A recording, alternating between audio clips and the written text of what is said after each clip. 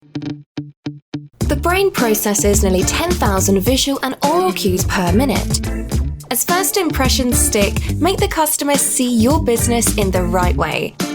Funky Vibes can ensure your vibes attract the right tribe with their marketing expertise, graphic design, bespoke websites, and social media packages. For more information or a no-commitment initial consultation, simply email your tribe at funkyvibe.co.uk.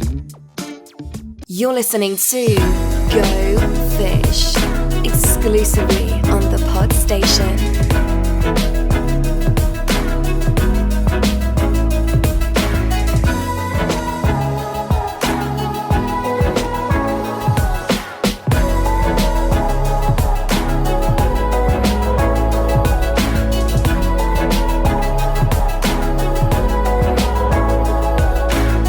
Welcome everyone to episode 48 of the Go Fish Marketing Podcast, where each week we take a topic, we discuss it thoroughly, and hopefully it might be of use for you when you're trying to look at how to market your business or come up with a strategy or solve a problem that you may have. My name's Mark Pollard. My business is Funky Vibes Marketing. Joining me are my fellow co-host, the wonderful Ishtar Ali of Ancora Interiors. How are we doing, Ishtar? I'm doing really well, Mark. Thank you. You're having some internet problems today, aren't you? I am. I apologise. I don't know why. Are you downloading an illegal film somehow? I'm not quite sure, but I'll be on the phone to Sky after this call. If Sky would like to be a sponsor, then get in touch at gofish@thepodstation.co.uk. But you may be advised that you might have to fix Ishtar's internet before doing so, or else you might not get the promo that you're after. Indeed. Also joining us is our other fellow co-host. He's shaking his head because he's not sure what the internet is. It's the irrepressible Chris Roxburgh from My Marketing Guy. How are you doing, Chris? How very rude. I'm doing fine, thank you, Mark. And 48 episodes. We're closing in on that half century, aren't we? It's very exciting, isn't it? It is exciting. I mean, you'll have to tell us because you're the only one who's got close and had a half century celebration. So, is it something to be excited about? Oh, I think we should have a celebration for our half century. Yes. We'll do a live show and we'll sell tickets and people can come and ask us questions. We'll download all the best bits of all the podcasts. Well volunteered, Chris. That sounds like an editing nightmare, but I look forward to hearing your version. Right, so just quickly to explain what we're going to do. This week we've got another topic where we're going to bring in some outside assistance and opinions.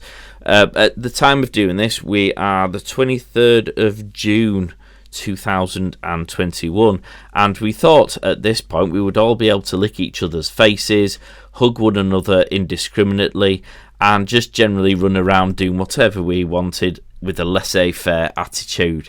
Sadly, apparently there's a variant around that's suddenly decided that it's not going to play ball with us, so we are sadly still subject to some social media restrictions, perhaps so. There's some social distancing restrictions, which are certainly hindering some of the businesses and their ability to trade, etc., which I suppose is quite nicely tied in with the topic we're going to do, because today we're going to speak to some business owners and we were going to ask them how they are. Is the world all right again, or in fact is it not? Are there still problems? And I guess we're going to see firsthand today some of the ongoing impacts that are caused by these restrictions, Chris. We certainly are. We've got three very different guests, and we're going to hear three very different points of view, I'm quite sure. Indeed. So who was your guest going to be, Chris? My guest is Craig Greenwood, and he's managing director of Evercool. They're an air conditioning, ventilation and refrigeration company, and they've undergone massive growth in the last few years, to the extent that Craig has just been named Young Businessman of the Year by in the Liverpool Echo Awards that took place last week. So it's a good time to be interviewing him. And so we can jump on the back of his success, his award-winning success, eh? Well, that's what I was thinking, yes. You're always thinking, Mr. Roxburgh. Oh, yes. Do my best.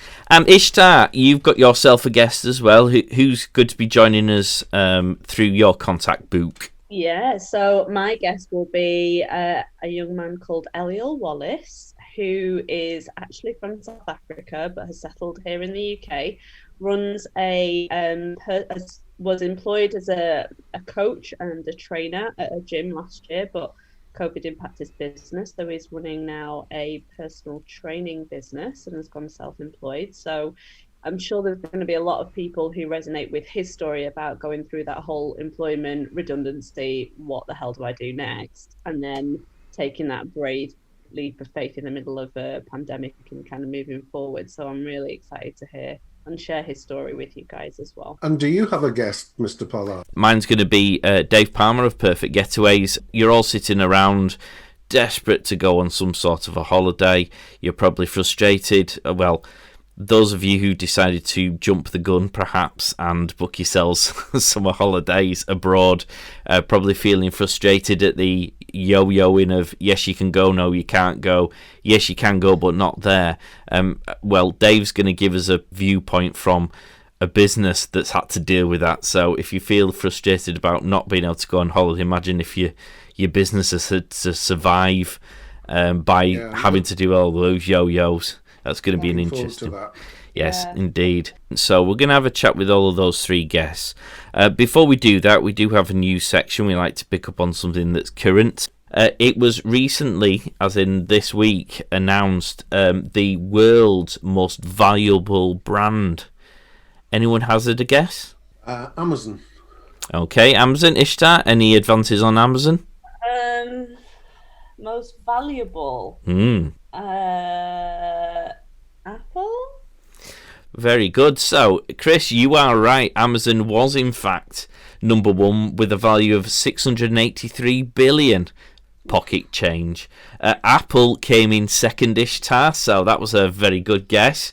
That was a mere 611 billion. I know. Anyone want to guess? Losers. Yeah. Does anyone want to guess any of the others from the top 10? They're all pretty. Microsoft came in fourth with a paltry 410 billion. Anyone else? Well, the majority are going to be the techie giants, aren't they? They are. So we had Google in third. Facebook was in there. Alibaba, Visa, McDonald's, and MasterCard. Or MasterCard, depending on where you're from. I guess that shows the value of brand and the importance of it for a business, I guess. And I know we're talking huge scales in comparison to probably you and I and the listeners perhaps will be used to, but there is a value attached to that imagery, that branding of your business, and if you don't take care of it, it won't take care of you. No, and I was reading a few days ago, Google was started in somebody's garage, I think in September. How many years ago was Google? It's not that long ago. No. And to think that it's in the top 10 now makes you think, who else is working in their garage now on the next big thing, doesn't it, really? Yeah, so true. Not me, because I don't have a garage. Neither do I. Right. Clearly we need to get one. I think so, yes. Because Microsoft and Apple started in garages, didn't they? I think this is probably step one of our how to become a billionaire. Buy a garage. Get a garage. Yes. Yeah. Or a basement. Aren't basements popular with billionaires at this point? No, they tend to be more popular with serial killers, Ishtar. Yeah, you've got them mixed up. Note to self, stop listening to the crime podcast moving forwards. If somebody invites you to have a business meeting in their basement, I would probably recommend you say no. Or take somebody with you. And a gun, just for good safety measure. Okay, noted. Right, shall we move on to our guests? Yeah. Yes, let's do that. Excellent. Now, Ishtar, it is your guest who goes first, so would you like to do the honours? Sure. So my guest today is Mr. Eliel Wallace. Round of applause, everybody. Hello. Hang on a minute, I never get a Hi, round of Eliel. applause when you do introductions for me. Where's this gone? I've never done an introduction to you. That's why you're always introducing me. So Chris, I think end up doing the intros. Well, I was going to say, I think Ishtar's just got herself the job of doing the intros for next week's show. From now on. Okay, I'll be prepared. It's me. So yes, my lovely guest today is Eliel, and I'm excited on two levels. First, because it's the first time I've brought a guest onto the show, so I'm really happy about that. And two, because Eliel is amazing, and I've got to know him a little bit over the last few weeks, but he's a partner of a friend of mine, and I'm really excited for him to share his story, because I think it's super relevant for today's discussion, because he's obviously had that transition, as I imagine most people have had during the last 12 months. Or 16 months as it is now, in terms of being employed, going through a journey, and then looking at, how he moves forward. So welcome, Eliel. It's lovely to have you with us. How are you today? Thank you. Yeah, I'm really good. I'm enjoying this weather. I'm South African, so I'm kind of more used to this kind of weather than the weather we usually have here. So I'm enjoying it. I'm sure you're quite disappointed with what we're sitting around in our boxer shorts. Go, gosh, this is awfully hot and warm, and you're probably thinking, it's quite mild. It's toasty. I've had that before. I wear my shorts a little bit earlier in the year than most people. Everybody's like, what are you doing in shorts? And I'm like, it's cool. It's great weather. Cool. So, Eliel, for the purpose of the audience and our listeners, can you share a little bit of your backstory? Where were you 16 months ago, and what has led you kind of up to the point that you are today? Yeah, of course. I remember the day when Boris said we're going into lockdown. My word. That's etched in my memory forever. First of all, I'm a CrossFit coach. And what that means is in CrossFit, we hold classes for up to 20, 25 people, which is constantly varied functional fitness performed at high intensity, which means that there's a lot of equipment involved. And CrossFit is all about that warehouse, on the industrial estates, rowers, bikes, slam balls, rig, barbells, etc. So there's a lot going on in a class. Let's just say it's not simple to run a CrossFit class. And I was working in Macclesfield. I was the head coach of CrossFit Silk in Macclesfield. And pandemic, this coronavirus thing started coming. I saw us in Asia, and we were like, what's going on? I was like, it'll be fine. These things happen all the time. And then Boris was like, no, we're going into lockdown now. And I was like, whoa. I mean, this was the 22nd, 23rd of March, I think it was. Gosh. So I predicted with all, I was convinced. I was like, this will last 3 weeks and we'll be out of it. There's no way they're going to lock everything down. Was I wrong? Gosh. It's a good thing you didn't put any money on that. Exactly, right?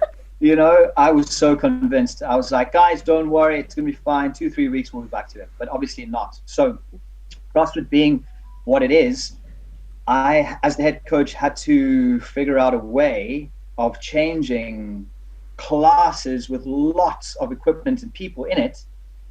I mean, what do you do, right? We've never been in that position before. And specifically with fitness, it's all about being one-to-one and being there and shouting and the music, and especially CrossFit's a lot of community orientated. So, people support each other when they're doing a workout and there's one person left, everybody gathers around and cheers for them.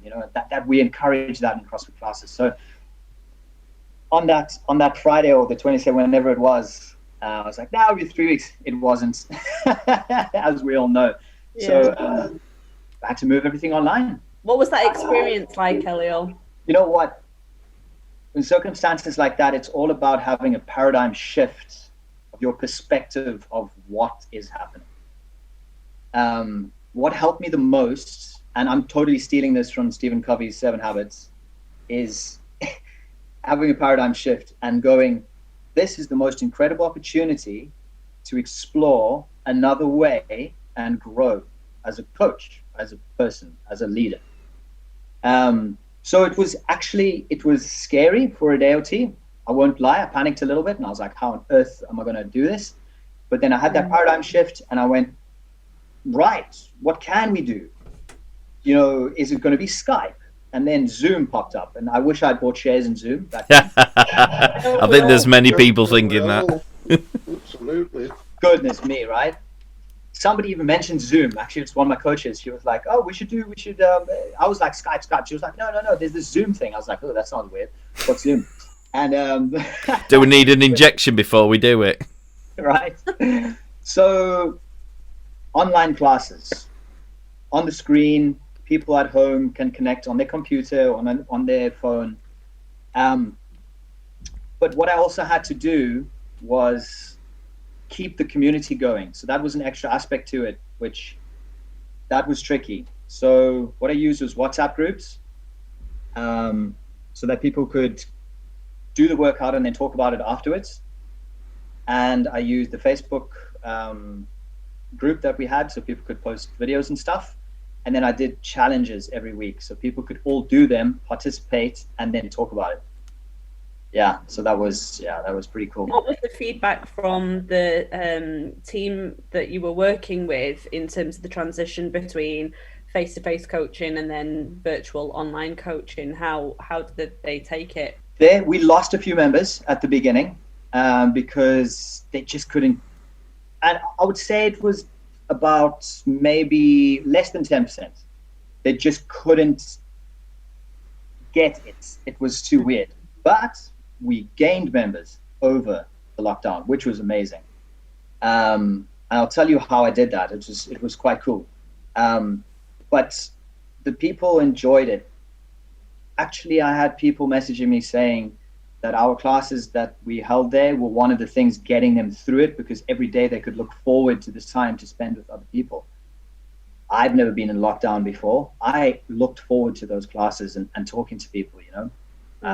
So yeah, a really positive response. Yeah, I can imagine from a mental well-being perspective, like you said, that must have been a massive. I know for me, and I'm sure for a lot of other people, just that networking and communicating, whether it was through Zoom essentially, was just a lifeline for everybody. And if you also could get your exercise routine in there as well, I guess that was a double plus, wasn't it? And then, so you know, over that course, you've kind of transitioned the business, you know, the work that you were doing from face to face to virtual. How has that then progressed in terms of your mindset and your thought process in terms of becoming self-employed? Because obviously you are about to launch Viking Fit. How has that kind of progressed, and why have you taken those decisions as a result of what's gone on? It's a combination of a few different things. I was in control of CrossFit Silk's Instagram page, and I made a point of uploading a video or some kind of free content for people to interact with every single day over the whole of lockdown. That generated leads for the business, but that also just generated people doing the workouts. And for me, that's awesome. Like, if I design a workout and it's really fun, I tested all of them. Obviously, I like to suffer with the guys. I think that's important. But just having people kind of commenting on the posts and, hey, should we do this next week? And hey, should we do that? I came to find that I really enjoyed that. I loved making content and videos and explaining things and talking about it and little tidbits of like nutritional information or exercise information. So I found a joy in that I never knew I had. So that was like something that's integral into becoming your own boss nowadays, that I found that I could do, that I was kind of scared of before, but was forced to do and then enjoyed. So that was a cool thing. The other one was kind of, lockdown gave me a lot of time to step back from pushing really hard for somebody else's business and kind of having a look around me and going, what's important to me? Because I think it's such an interesting reset that we've just had with these lockdowns. I think a lot of people were able to take a step back and go, hey, whoa, what actually makes me happy? Because I've got a little bit more free time now. The weather was incredible also that first spring. Wow, that was amazing. So I think that really helped. I think it was just raining all day. It might not have been as best as that. But yeah, it gave me the chance to take a step back and reevaluate what my priorities were in life. So making the decision to use Instagram, Facebook, online programming for people, and wanting to be my own boss kind of led me to the decision finally to branch out and do my own thing. With you having to do everything online, did you have to adapt your sessions? Because you mentioned at the outset that you had obviously a warehouse full of equipment, and presumably people didn't have a warehouse full of equipment in their living room. So were people using children as dumbbells or tins of beans? I don't know, or did we go for some other style of exercise? I love that question, because it brings out such a important part of the kind of programming that I do, that I enjoy doing, and that is the ultimate scalability of everything that I program. So in one class, you can have a guy with 60 kgs on the barbell, or another guy or lady with like a 5 kg kettlebell. So that really came. It was good to have that experience when we went online, because like you just said, nobody had any equipment. So gosh, normally in workouts, you've got rower, barbell, rig. Like, how do you do that? Well, you do body weight, a lot of body weights, and you get inventive. Like, I was on the internet every day looking for new and interesting movements. And some movements I made up myself. Gave them weird name, like grasshoppers and stuff. But that was cool, because it forced me to think outside the box and to go and look at stuff that I'd never seen before. So in answer to your question, it was all about thinking outside the box and being innovative with movement, and using backpacks a lot. A backpack's great. You just put tins of beans inside there and swing the thing, and it's a kettlebell. It's brilliant. That's brilliant. I might try that after this. You can do a lot with the backpack. Overhead squats, swings, push presses. You can throw it, carry it. It's great. I love that, Elio, because I think, the fact that you thought outside of the box and you maintained such a positive mindset, given the massive shift that you were going through. How did you maintain that positive mindset throughout the last 12 to 16 months? Look, I'm not going to claim that it was always like positive. Sure, I went through days when I was a little bit down and a little bit but the thing is that I had a community that was kind of relying on me to deliver this every day. So as soon as I start working with people, it's very easy for me to put my own stuff aside and to focus on that person. And that's the reason why I got into coaching in the first place, because I love working with people and changing their lives. Like, I had people that did from day one of lockdown, day one, all the way to the end, and they never missed a day. Their fitness improved drastically. It was amazing. And that just made my whole day, like my whole lockdown. It was fantastic. So things like that kept me positive. The other thing is also prioritizing yourself too. And what I mean by that is resting enough, eating properly, drinking water, that kind of thing. Staying healthy will keep your mindset positive too. Meditating, gosh, that helped a lot. Yeah. What does it look like for you and your business now moving forwards? When are you going to be launching your Viking Fit company, and what's that going to look like? Right. So, okay. Big, hairy, audacious goal, BHAG, which is like 5, 6, 7 years. I'm going to have my own CrossFit box, for sure. No doubt. That's happening. To get there, I need to work a certain path. And that path currently is getting out of the job where I'm working for a salary, working for myself, because I work too hard to work for somebody else, for sure. I know that I'll work harder and give better experience to people working for myself. And that way I'll probably make a bit more money too, which is going to go towards that BHAG, the big, hairy, audacious goal, the end of the path. So what that looks like now is taking on one-to-one clients, either online or at a PT studio. And I'm in talks currently with a PT studio in Hale, and I'll be doing PTs out of their studio there. That online programming for people, putting out content so that people can come and follow the programming that I'm doing. And I'm also providing programming for my gym in Hazel Grove. So people that go there can do my programming. And I'm doing it under the Stockport Spartans weightlifting club there. Amazing. So it seems like... Busy lad. Yeah, absolutely. And it just seems like you've really embraced the whole lockdown, you know, made the most of it, had that pause time that we all had during that period, and really, you know, put a clear goal for yourself, you know, and are working towards it, which is an amazing thing.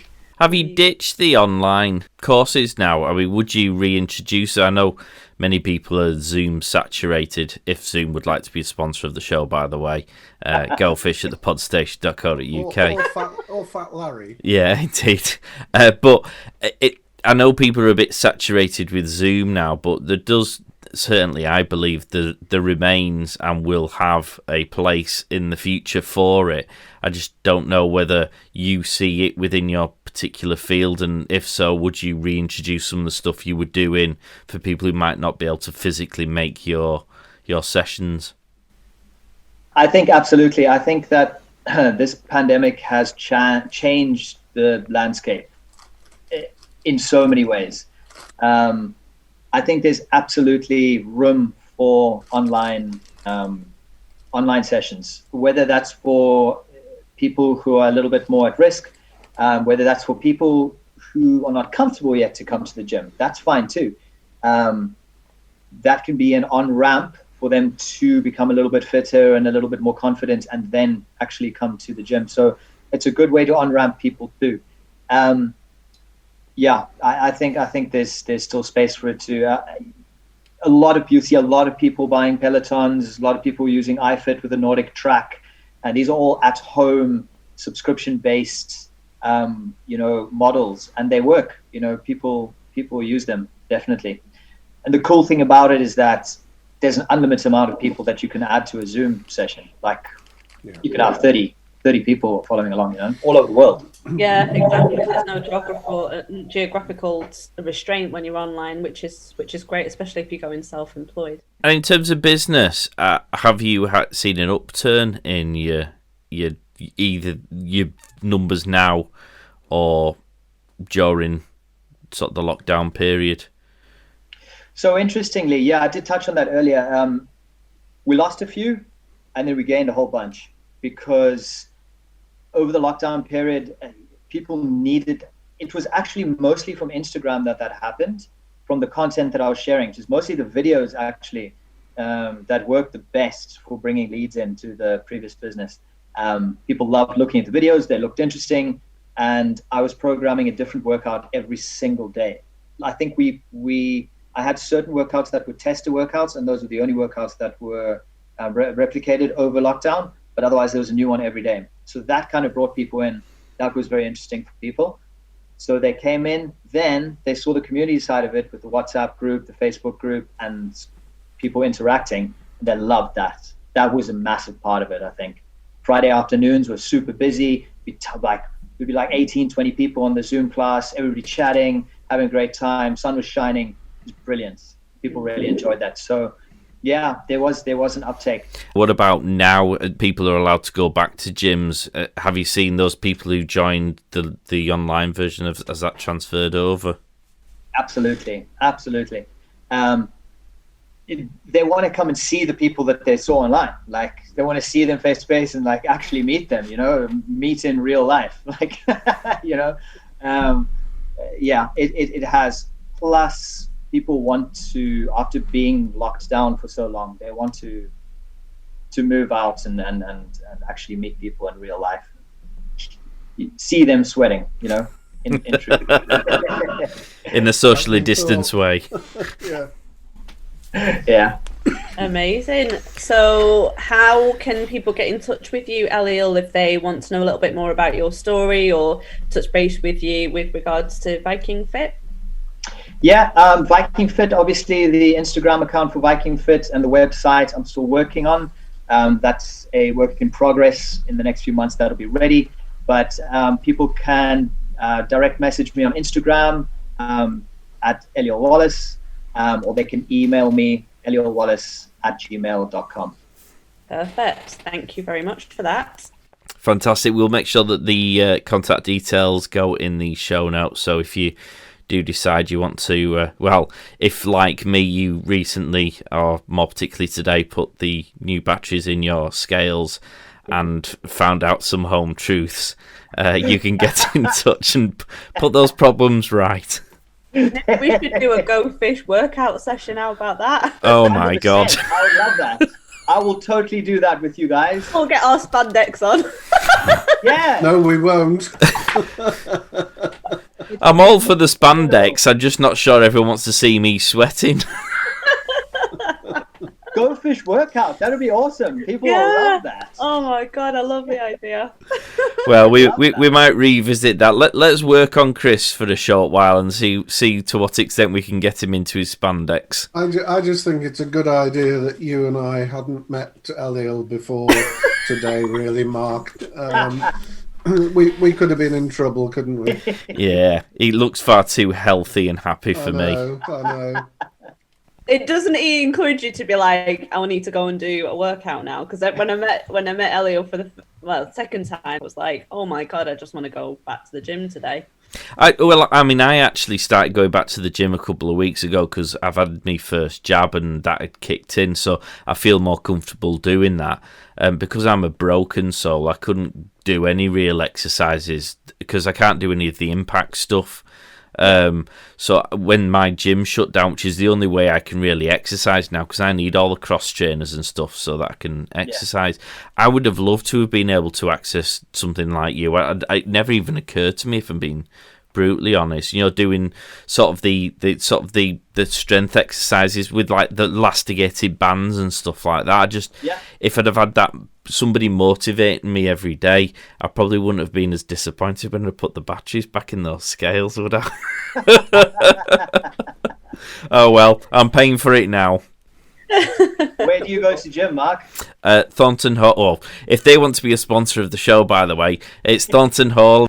I made monthly donations to them. I think my one visit there was possibly the most costly visit that I've ever had anywhere. I was a member for 2 years. Do you mean donations as in you joined and then didn't go? Yes.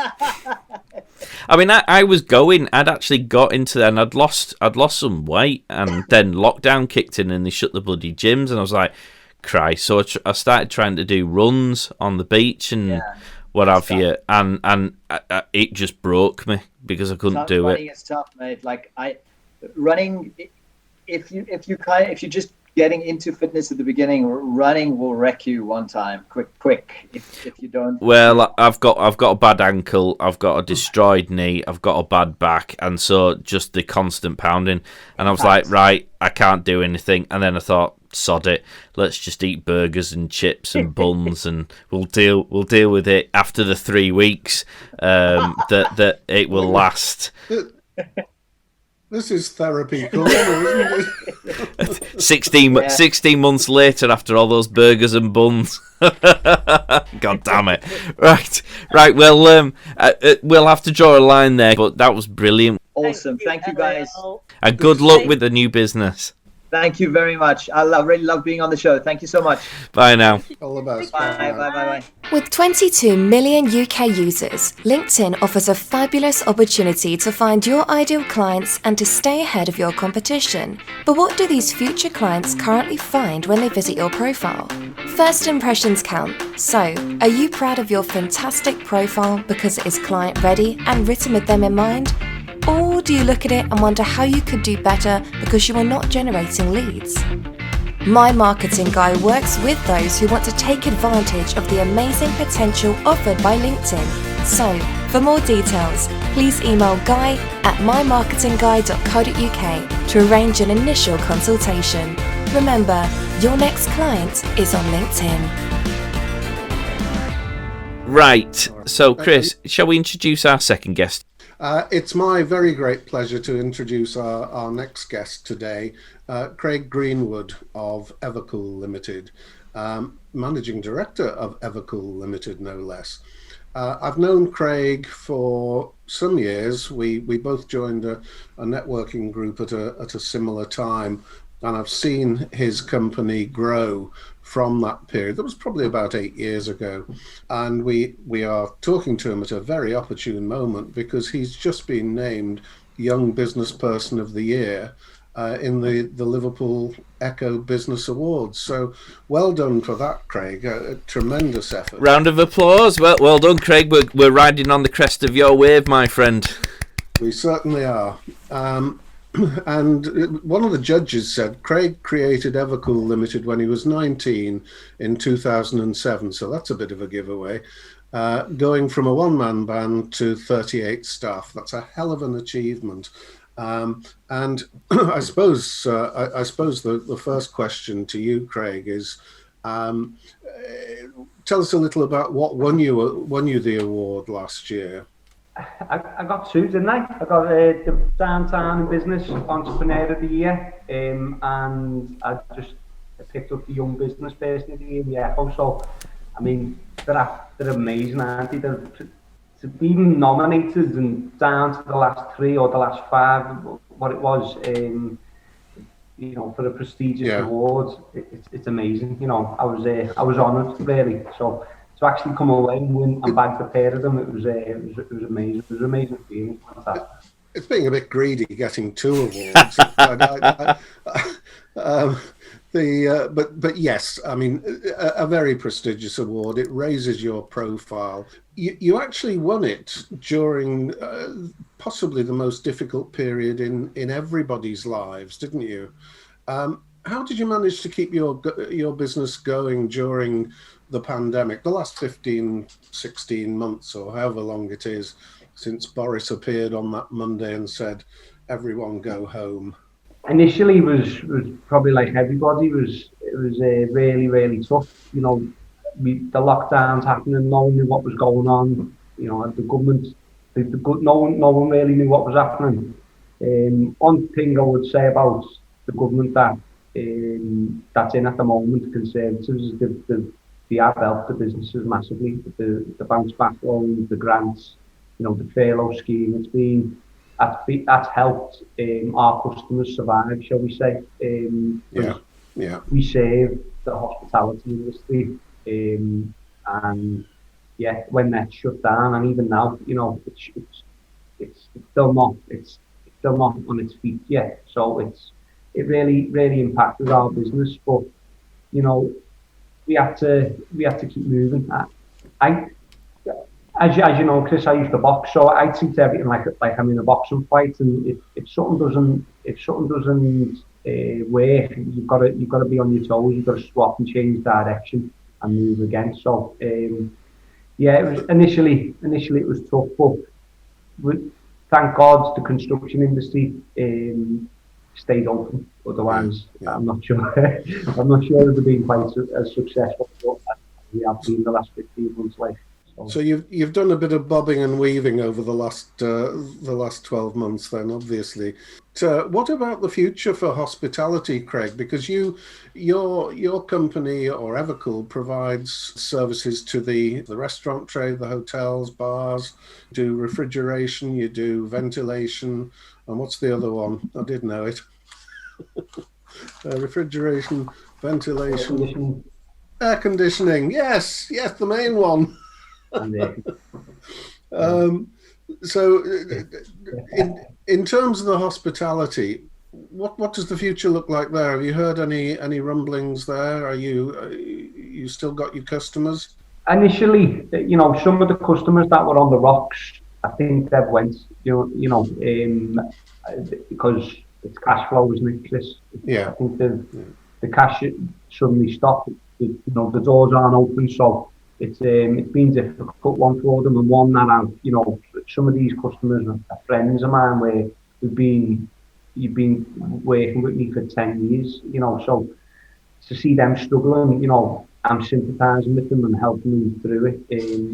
Now, like the nightclub industry has been impacted the most, I would say. Or the beauty about it moving forward is the strong ones will pull through, and and we all come out this together. We're all in it together, aren't we? So I've helped and supported them. They've supported me over the years. In terms of new bars, restaurants, and nightclubs, and everything moving forward, one thing that pandemic has highlighted is the need for ventilation.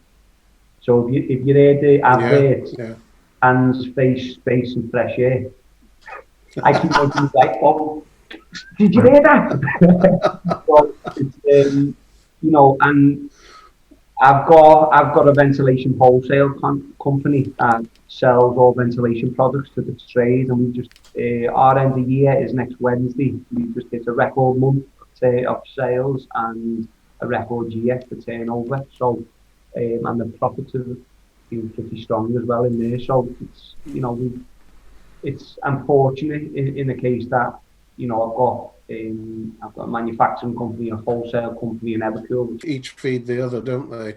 Yeah, that's right. Yeah. Is it just hospitality that you do work for, or you work with, or is it a wider construction area? Because construction's done quite well during this period. We serve the hospitality sector. That's a chunk of our revenue, or was a chunk of our revenue. But no, we've got council contracts, where for supermarkets. That's one trade that's really boomed in the pandemic, is the supermarkets. We've got your takeaways that never really shut, that they need anywhere where you've got a fridge or an air conditioning system, or a kitchen, a ventilation system, they're our customers. So now the new build has boomed, so the residential ventilation, and more so recently the residential air conditioning systems that we've been installing. People doing extensions on the houses, putting big glass sliding doors in, and the house is too hot, or the bedroom's too hot, during in the summer months. So we picked up massively on the domestic side of things for the air conditioning. So climate change is being good to you as well, then, Craig. Yeah. We want we want the summer months, but in the winter months, people are more clopping on that. Air conditioning does heating and cooling. So in the hotels, you won't have a central heating system; they'll have an air conditioning system, because it does both. And it's more economical to run than a gas-fired boiler. Yeah, it's interesting how different businesses have either benefited or suffered from this pandemic over the last 15 months, isn't it? And the changes, we were hearing about changes from the previous interviewee, and I guess the domestic business is relatively new for you, isn't it? Yeah, I mean, if you go on holiday, it's totally domesticated there. Every household has got its own air conditioning system. In America and Australia, they've got their own air conditioning ventilation system. It's never really come over to the UK, because being predominantly people associating air conditioning with the cooling side of things, whereas now it's heating and cooling, and people are moving away from the gas boilers and more going towards air source heat pumps, where it'll be, you can install a system that'll heat your hot water up now. Are there different specifications that people are asking for? Are the different requirements that people are after, in light of the fact that if you're pumping air around a building now, everyone's totally paranoid that they're probably going to catch the latest disease going on? So presumably that's either created a new demand for your products, or it's created an extra challenge that you have to overcome. Within the M&E group, you've got your air conditioning, your ventilation, your electric, and your plumbing. It's more magnified now, the ventilation aspect of how many air changes per hour you get into a building as than it was, pre-COVID. So it's going to help the ventilation industry domestically and commercially massively this pandemic. Yeah, see that. Yeah, I own a manufacturing company that manufactures ventilation ductwork. So we buy the raw material in, we manufacture it, we then sell that to different wholesalers around the country, which myself, I'm one of them, called, and then the wholesaler sells to different contractors around the country, and again, I'm one of them. So I literally, I buy the raw material in, I make it, I wholesale it, and I fit it. So that line of that ventilation line, if you like, I've got it covered. Brexit, as it's impacted the cost of the ventilation. Right. Steel is doubled in price since November. So sometimes when you're winning, but when you're losing, it hurts more because I'm eating all the way through. So but overall, yeah, it's good. It gives me control, quality control, and if I wanted, there's not many people, if any, can compete with me in the marketplace. No, and I think it's a remarkable success story, and that's going to be my next question. I mean, you started your business in 2007. First of all, did you ever dream you'd be where you are? Not so very long after that. 14 years is not a long time. Might seem it, but Craig, what do you put your success down to? I think personal attributes, really, Chris. As you know, I'm not a well-educated person in terms of what I got in my grades in school or whatever. I was behind, if anything, from an early age. When I was playing catch up, and it's just determination, discipline, being consistent, and wanting to learn. So like you say, I was 19 when I first started the business, and I didn't know anything. I just thought, what, I'll go make some cards. I'll go and pack them out to butchers and chippies and convenience stores and see where it gets me.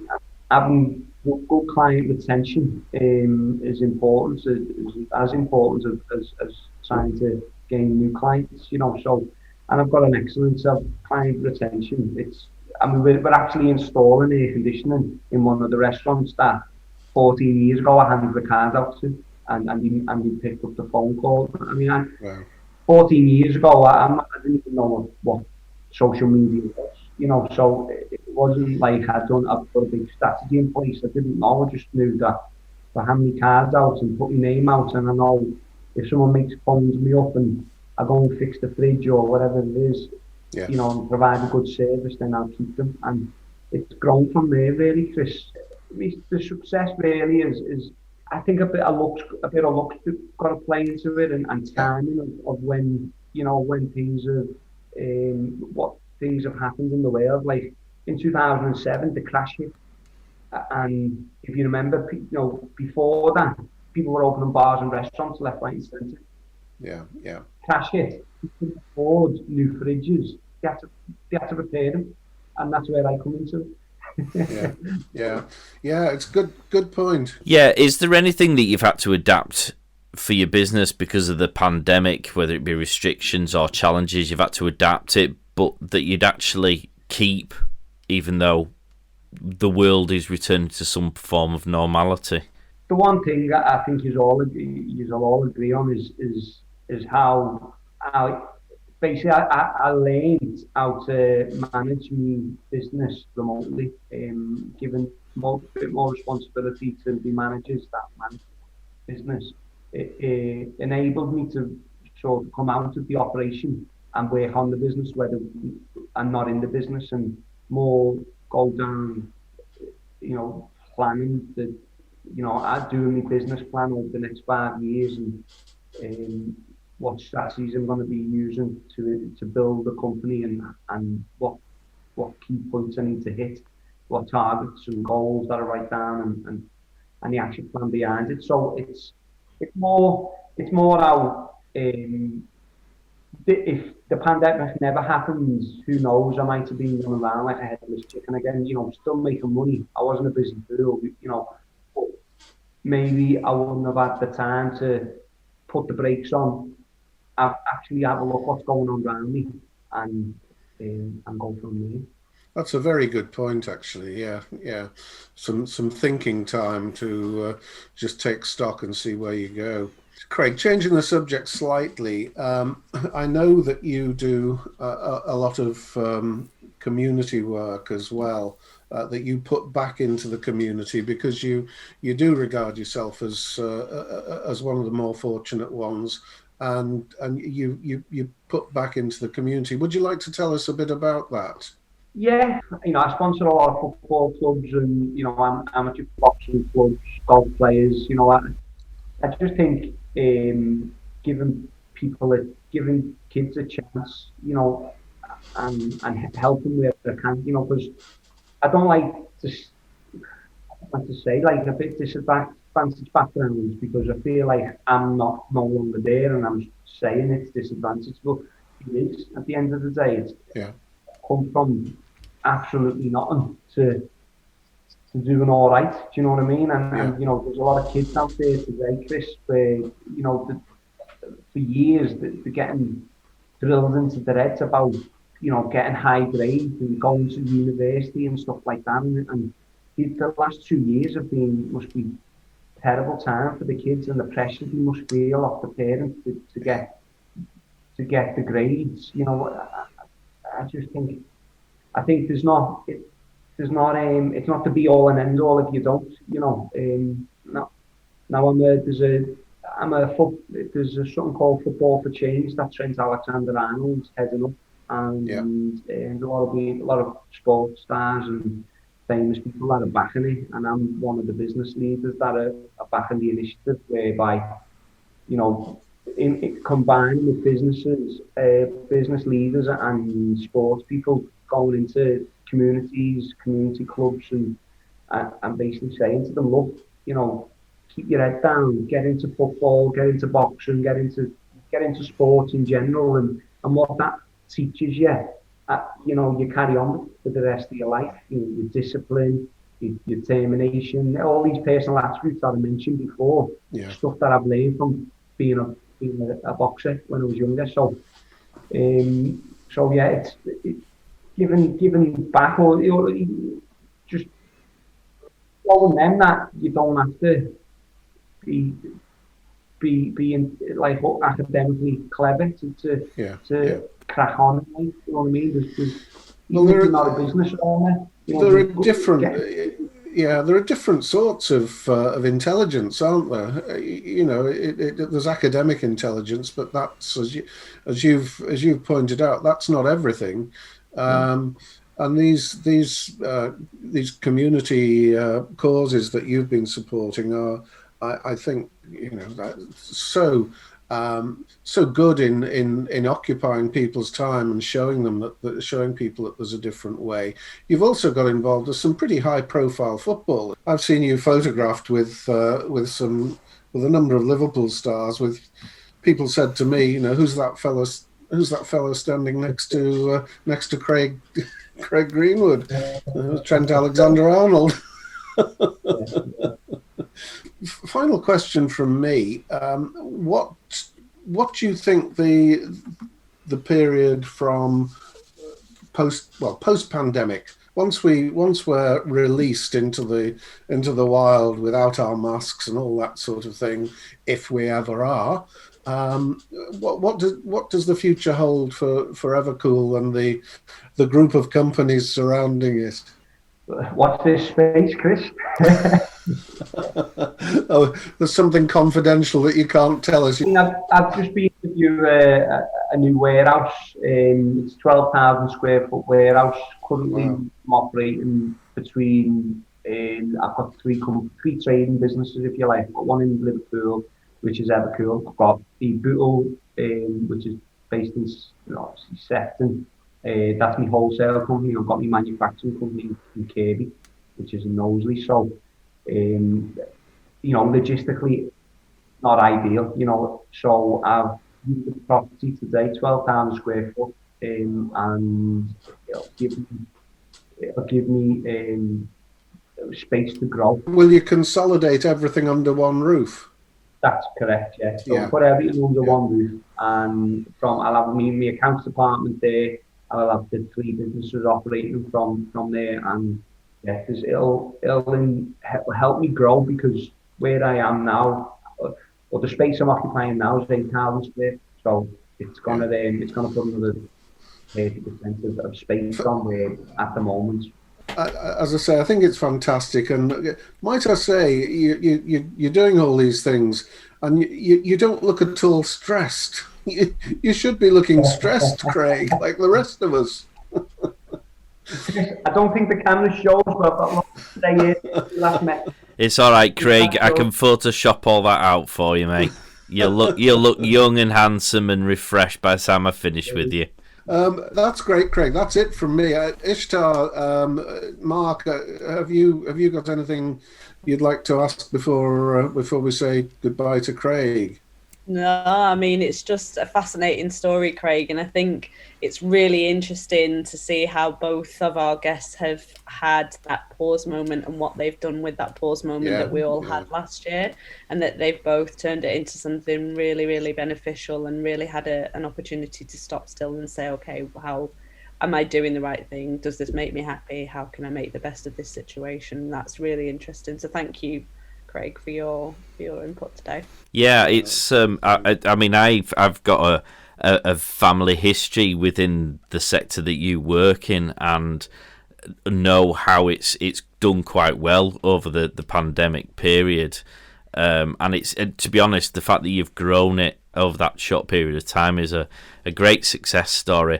I'm looking forward to you really striving forward in big steps when you sponsor Cheshire Lions Football Club, because of course that'll probably take you up to that next echelon of success.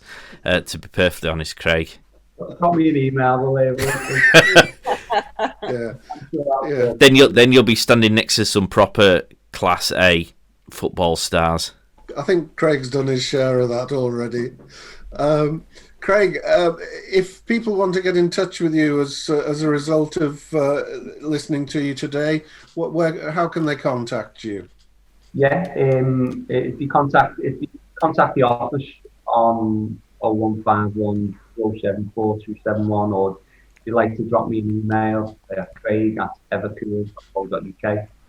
I can either reply to the email or get back to them on the mobile. Thank you very much for having me. It's the first ever podcast. I've been very nervous, and it's not as bad as I thought. So thank you very much. We don't bite. We don't bite, Craig. I do, but you have to ask. As always, we'll make sure that Craig's contact details go in the show notes, so you can just click and read, and it'll all be there for you. Brilliant, Craig. Well, we'll catch you soon, mate. Thanks a lot. So, joining me live is Dave Palmer from Perfect Getaways, our third guest for this show. Now, you're probably wondering why we've suddenly gone from an online recording to a physical one. Dave, you were working hard the other day on a golf course, was that right? Oh, that was right, yeah. About time I was due a little bit of golf. So we're doing this live, and it's just me and Dave, so I'll try and compensate for the fact that Ishtar and Chris came up with a lot better questions than I probably will. So, Dave, explain what your business does, and I think very quickly people will probably realise how the pandemic might have affected your ability to trade. Yeah, so I'm the owner of a company called Perfect Getaways. We're an independent travel agent with 5 shops across Cheshire and the Northwest. It's obviously been affected, as you can imagine, from the very first lockdown when travel was pretty much stopped immediately and international flights were stopped. So we've been, as a sector, not just as a travel agents, but as a sector in travel, we've been affected quite massively over the last 15-18 months. I mean, next question would probably be, what sort of things have you done to adapt your business? But I suspect because you've been essentially locked down and restricted, there's not really been anything you have been able to do. I mean, is there anything you've done to sort of keep in the forefront of people's minds whilst you've been on this hiatus? Is it? Yeah, very much so. I mean, as as a travel agents, we've had to be available, so we've not been able to furlough like other sectors have been able to do with all of our staff, because obviously we've had thousands of holidays that have been affected that were previously booked. So we can't just close our shops and go away for 12 months. So because of that, we've obviously had the staff costs to pay even when working from home and locked down. So we've had to find ways and means of almost tempting consumers with holidays and offers in times to come to keep moving. So although obviously we don't actually receive the money until they're going on holiday, we've been constantly looking in the future and tempting people with idyllic holidays that they can only dream of at this time. And have you seen a change in the holidays that people are looking after off the back of this? Are they going to different destinations, or is it much the same because people are assuming that normality will resume at some point? I think because people have they've had to lose the holiday last year, and a lot of people have had to lose the holiday this year as well. I think they're looking for more idyllic locations to go to, so they almost feel like they've missed out in 2020. They're going to miss out in 2021. So they're going big. So they're going bigger and better, yeah. Oh, well, that should be nice. Well, hopefully, yeah. I mean, what we've always got to remember is we've missed those years out, and people are obviously moving. But certainly, we've definitely seen a big increase to places like the Maldives, to the Caribbean, to Mexico, to further afield. Whereas quite ordinarily, maybe they'd have had 2 or 3 trips to Spain, Portugal, France, etc. And have the prices of the holidays changed? Because I presume the destinations that you're now dealing with are trying to play some sort of catch up. And has that affected the demand of the people who are looking to book these holidays, or is it that people are so desperate to get away they would pay whatever it is that is the asking price at the minute? Yeah, I mean, holiday pricing has been low for the last 12 months. You've got to take into account the high proportion of people that will not want to book a holiday at this moment in time, and we totally understand that. And because of that, then the availability is obviously there through the tour operators. So that brings in a sort of low price point, or certainly a competitive price point. What people have always got to remember is when things open, and hopefully everything opens for everybody at some point very soon. When things open, there'll be a massive surge in holiday demand, and that's when you'll see the prices start to rise quite significantly. Now, at the time of recording this, it was supposed that the whole of social distancing rules would have gone away. We could hug and kiss each other indiscriminately. That's been put on hold because there's been an increase in infections again. The question would have perhaps been, in those circumstances, have things returned back to normal for you? We kind of already know the answer to that, particularly with the travel industry. You seem to be playing hokey-cokey of where you can and can't go. Is there any sort of light at the end of the tunnel, and what's your business strategy in trying to adjust in what is quicksand? Yeah, it's difficult, especially with the constant change. At the moment, what's happening is the government are reviewing every 3 weeks, and they've got a traffic light system of red, amber and green, which is quite confusing for people looking to book travel. It's not just holidays we're talking about travel to see relatives, travel for work, etc. So that's really, really difficult. There is light at the end of the tunnel. There's talk about the government bringing in travel to amber countries without having to quarantine on the back of being double jabbed, as you may have heard.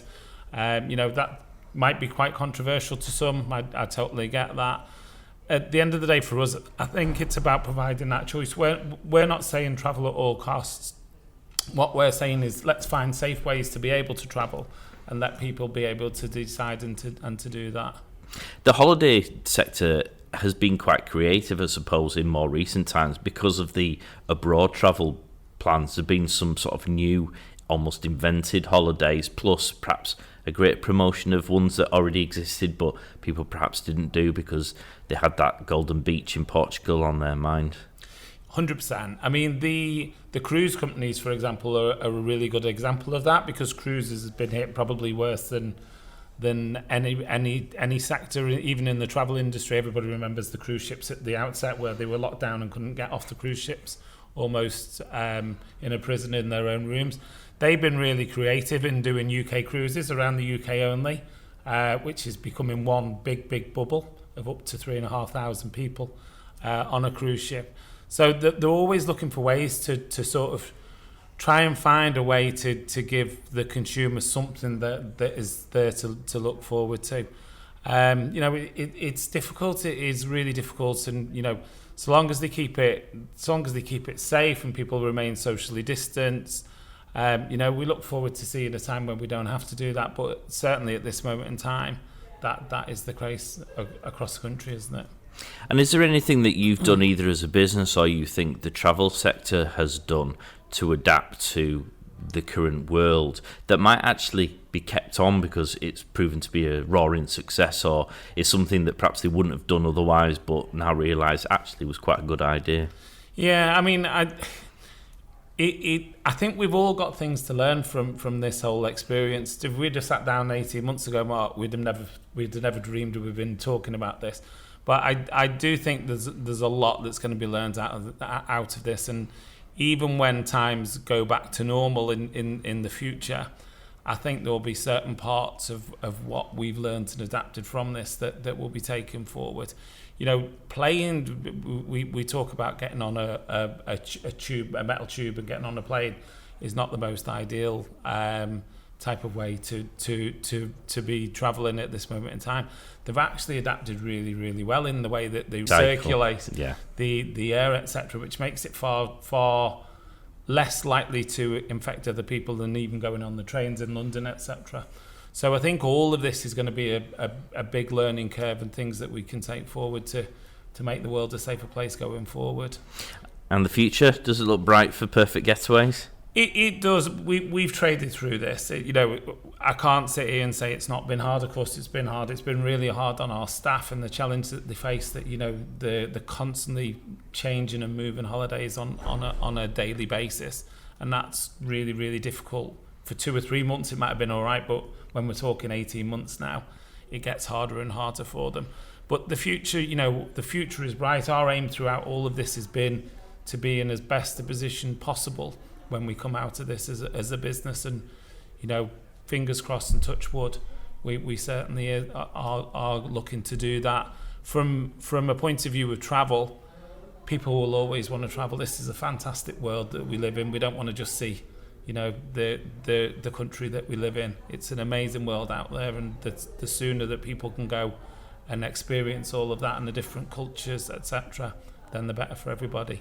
And do you feel like you've got a bit of momentum to get back to some sort of normality because of the things that you were doing during the last 18 months? Like, you're very prevalent on social media. Are those sort of things paying a little bit of dividend because rather than starting from a standing start, you've got some momentum that you can benefit from? 100%. I think things that we've learned is that we're a retail business with shops on the high street. We can't just rely on those shops and fall into those shops going forward. We've learnt new ways of getting out and sort of getting in front of customers, which has been through social media. We're looking at websites with yourself at the moment and being able to attract people through that. We've done things with partnerships with different businesses to be able to attract people from that. So this is going to be an important part of our business going forward, is learning from this. And the actual amount that we rely on through the shop door, hopefully becoming a lesser percentage and getting things from elsewhere. Fabulous. Now, if people wanted to get in touch or they wanted to peruse the wonders of the world with Perfect Getaways, how would they get in touch with you? Yeah, I mean, you can go on our website, which is www.perfectgetaways.co.uk, or certainly follow us on Facebook, which is at Perfect Getaways. We've got offers galore that are on there every day, tempting you to go and find those brighter places and get yourself something to look forward to, which we all need, don't we? Or go and visit your in-stores, because you've got fabulous stores, haven't you? We have, yeah. I mean, our stores are amazing. We have a philosophy of your holiday starts here, which means that the minute you walk into our shops, it should feel like you're going on holiday.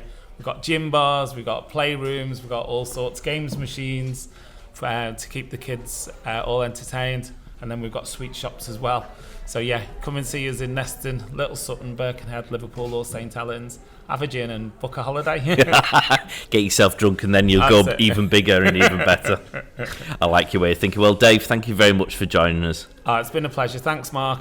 That was pretty fascinating, wasn't it, guys? It certainly was, yes, absolutely. I think the one thing I did notice, I mean, I appreciate that, and Craig alluded to this, the hospitality sector, and certainly with social distancing, there are still quite a lot of businesses who are very hamstrung and still have their hands tied behind their back in terms of getting up and going again. But it's quite nice to hear so many success stories that have come from what's been a pretty miserable period, Ishtar.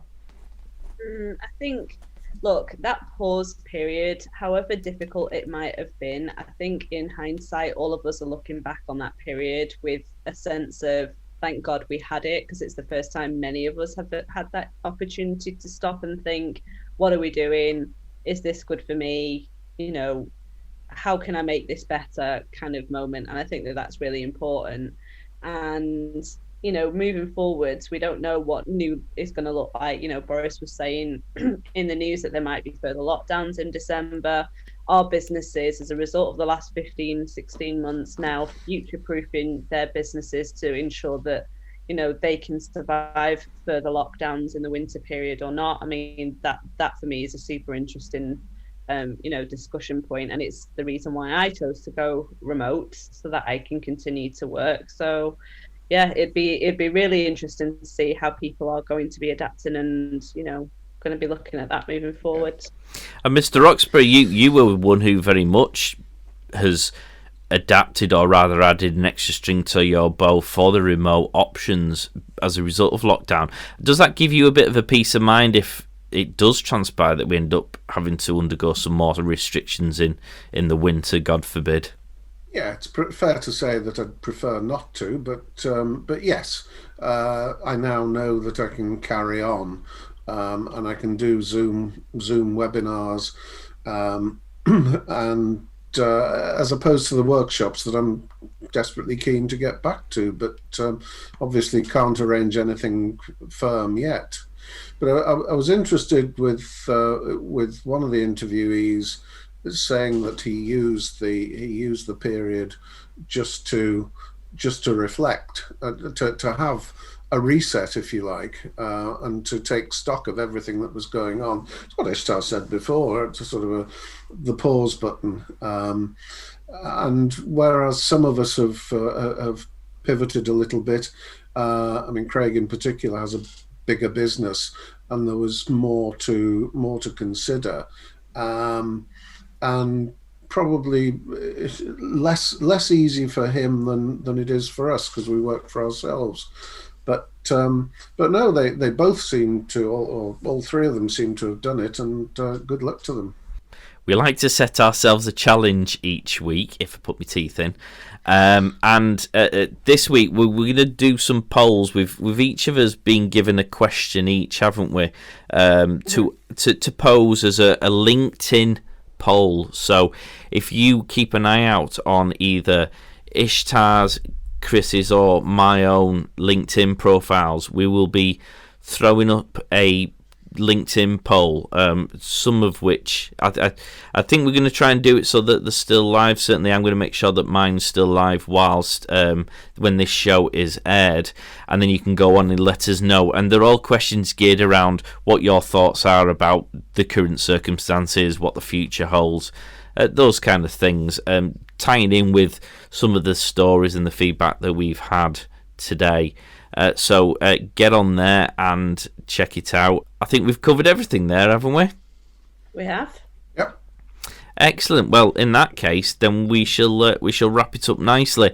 If you've heard something of real interest and you want to get in touch with anyone, then if you get in touch by email, it's gofish@thepodstation.co.uk. You can get in touch via social media, can't we, Ishtar? You can, yeah, at GoFish Marketing. _marketing. _marketing, my bad. Except for Twitter, because it didn't let us have enough characters, so it's actually GoFish _marketing. Not confusing at all. Yeah, no. Follow us on Instagram, that's easier. It is. Chris, what platforms can they check us out on? They can check us out on all the best known platforms, Mark. Too many and too varied to mention. Just go for one of the better known ones. We'll be there. Indeed, if you go to the podstation.co.uk/GoFish, you'll actually find links to all of those platforms. Subscribe, and then next time when the latest show drops, it will automatically download onto your device. And give us a review. A couple of episodes ago, we were talking about reviews. We want more reviews. Let us know. Is this good? Is this bad? Is there something we can do better? Better still, if you've got a suggestion for a topic that you'd like us to cover, get in touch. So that brings us to an end. You two, thank you as always for your wonderful assistance, and in this particular episode, your fabulous hosting skills. Well, Thank you. yes. But both of you, the future Parkinsons. I was thinking that when Ishtar was quite obviously firmly in charge. I was most impressed. Professional. The Oprah vibe, but clearly that didn't pull itself off, did it? I'll go with Parkinson. That's all good. Yeah. Right, guys. Well, we'll catch you next time. Thanks for listening, and we'll see you later. Bye now. Bye. Bye for now. Get social at go_fish marketing on Instagram, Facebook, and Twitter.